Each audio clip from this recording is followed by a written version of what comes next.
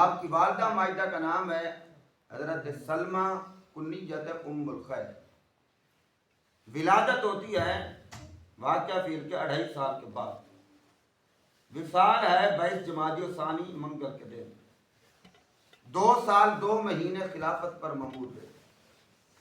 آپ کا جنازہ امیر المؤمنین مرید و مراد مصطفیٰ جناب فاروق اعظم نے پڑھا.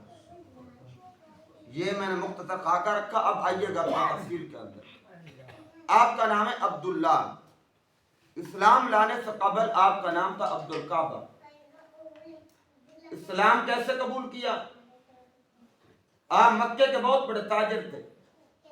تجارت کے سلسلے کے اندر شام کے اندر گئے. وہاں پر ایک خواب دیکھا. آسمانی چاند آسمان سے اترا ہے, میری گود کے اندر آیا. صبح اٹھتے ہیں راہب کے پاس گئے, خواب بیان کیا, تعبیر پوچھی. انہوں نے کہا کہاں سے آئے ہو؟ کہا مکے سے آیا ہوں.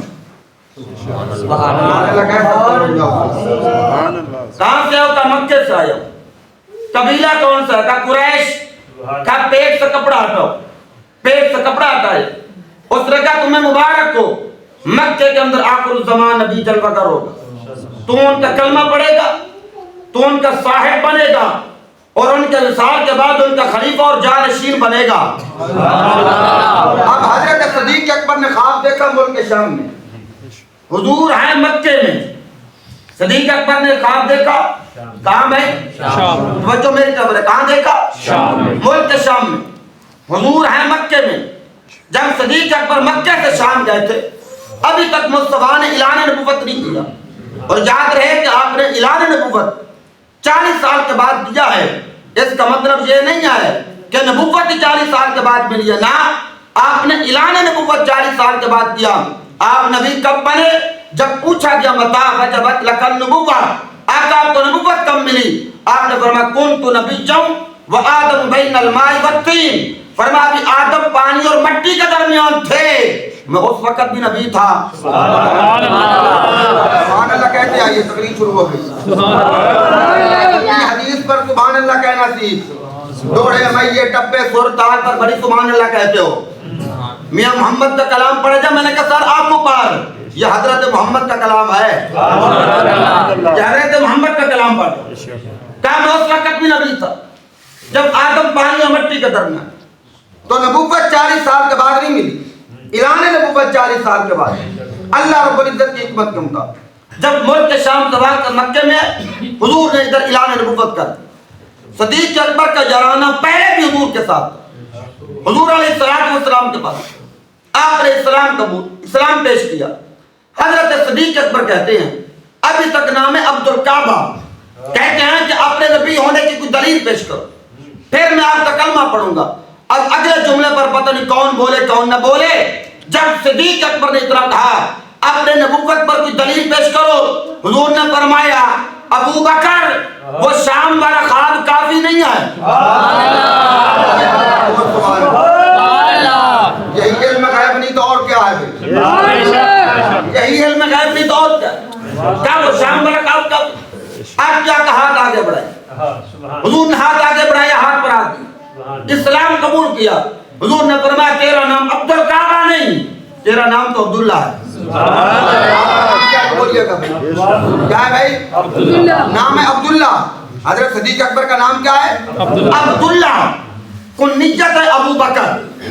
عرب کا دستور تھا وہ کنیت بیٹے یا بیٹی کی وجہ سے رکھتے تھے.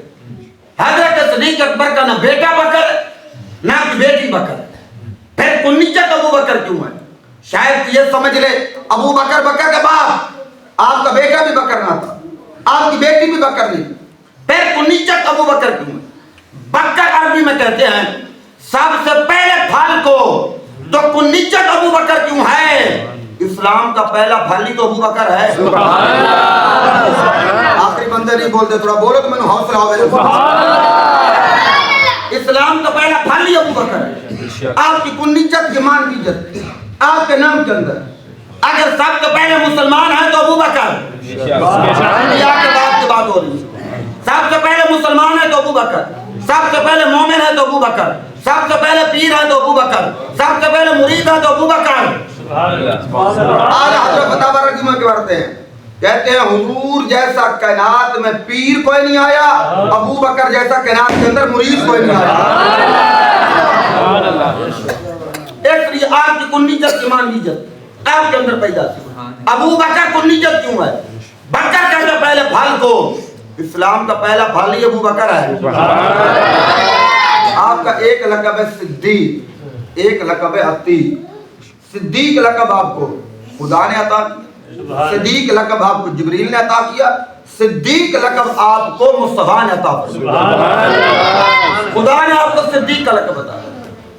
قرآن پاک کے اندر رب ذوالجلال نے فرمایا والذی جاء بالصدق وصدق بہ، والذی جاء بالصدق وهو محمد صلی اللہ علیہ وسلم جاء بالقرآن والتوحید وصدق بہ ابو بکر۔ مفسرین فرماتے ہیں سچ کے ساتھ آنے والے سے مراد حضور ہیں اور تصدیق کرنے والے سے مراد ابو بکر ہے۔